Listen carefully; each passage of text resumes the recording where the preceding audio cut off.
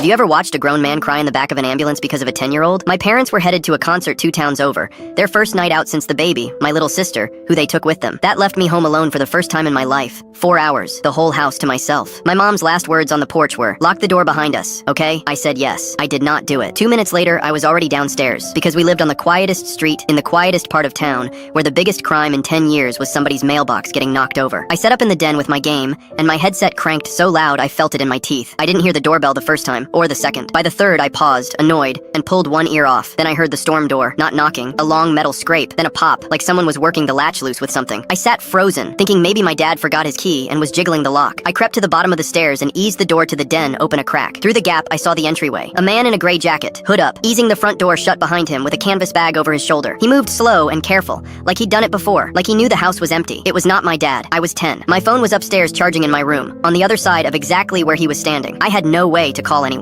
My whole body went cold, and I did the only thing my brain could produce. I stepped back into the den, eased the door shut, turned the little lock, and got behind the couch. I listened to him move through my house, drawers sliding, the clatter of the dish where my mom kept her rings by the sink, cabinet doors. He was working room to room, unhurried, and every sound felt like it was happening on top of me. Then his footsteps came toward the den door. The handle turned. It caught on the lock, turned again. I don't fully remember deciding to do it. I remember there was a little emergency air horn my dad kept on the workbench for scaring off the raccoons that got into the garage, one of those cans that go off loud enough to hurt. I grabbed it. When the door handle rattled a third time and I heard him lean a shoulder into it, I unlocked it myself, yanked it open, and blew the horn directly into his face while screaming as loud as I have ever screamed in my life. I have never seen anyone so startled. He stumbled backward off the step and hit the wall, and then something changed in his face. Not fear of me, something worse. He grabbed at his left arm, then his chest, and his color went from pale to gray, and his mouth was working, but no sound came out. He slid down the wall to the floor. I stood there with the empty horn in my hand, absolutely certain for 1 second that I'd done it, that I'd scared a person to death. He was on his side, gasping, one hand clawing at his shirt, and then something in me switched over. This man had broken into my house. He was also, right now,